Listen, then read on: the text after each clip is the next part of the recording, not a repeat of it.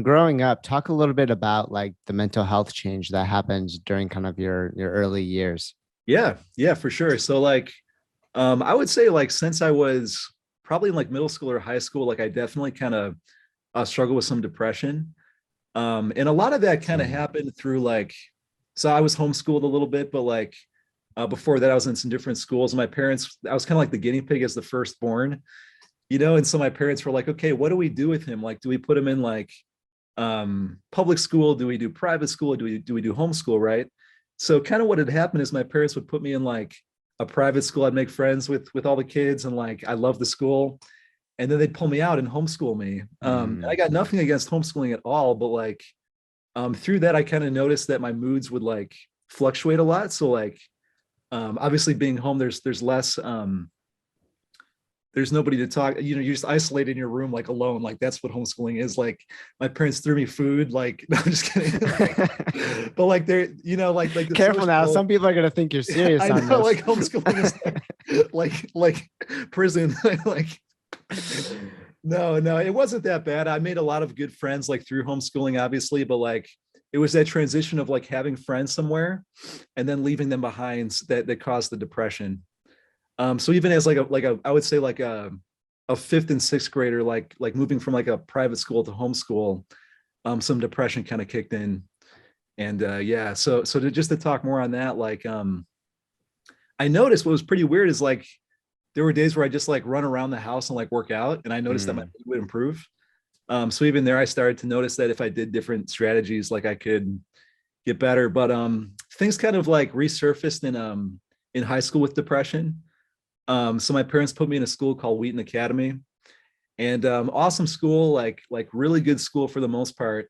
But what had happened is I actually, if we rewind back, this is kind of a crazy story, but when I was a little kid, like 7 years old, I was actually at a wedding, and I was like right by one of the loudspeakers, and my ear was like right by it, and I remember like Mm. this pain in my head. And so what had happened is like a sound wave or like a sound boom, whatever came from the speaker, it actually like damaged my inner ear like very Wow. profoundly. And so that night I had a constant noise in my head. They call it tinnitus, Mm. but it's very rare for like kids. It's more common for like, people in the military around like a lot of like guns and like the shot blast and like those things can trigger it too. Yeah. But very rare for a kid to like get this. So like, yeah, as a kid, that kind of like that fueled like insomnia and some depression as a kid.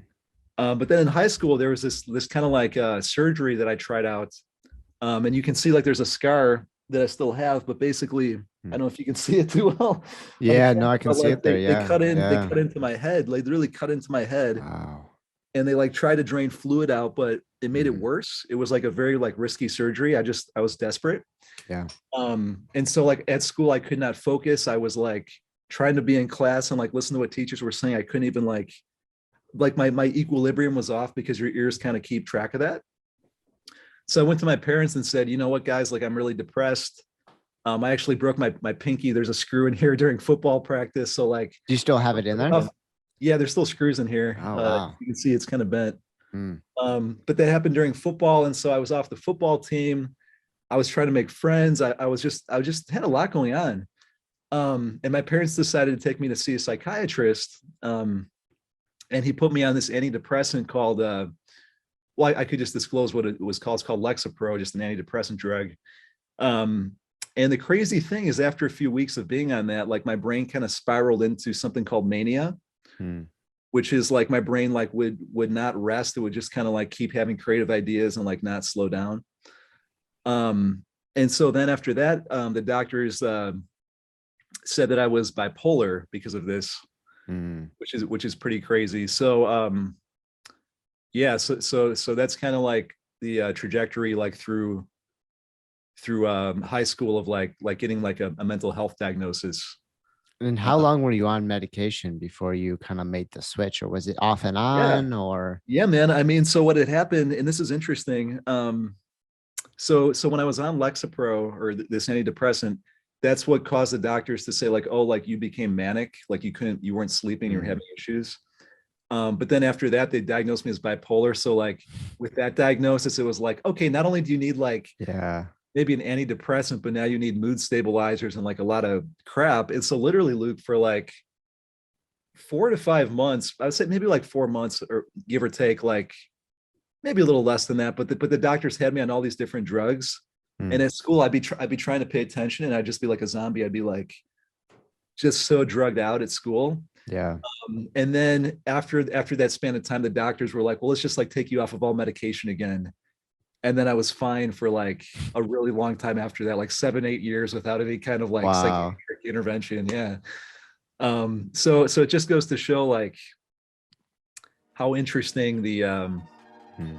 the I don't know, just like doctors, that like the whole psychiatric thing can be. What's happening, people? Thank you so much for tuning in. If you enjoyed this episode, then press here for a selection of the best clips from the podcast over the last few weeks. And consider subscribing. Peace.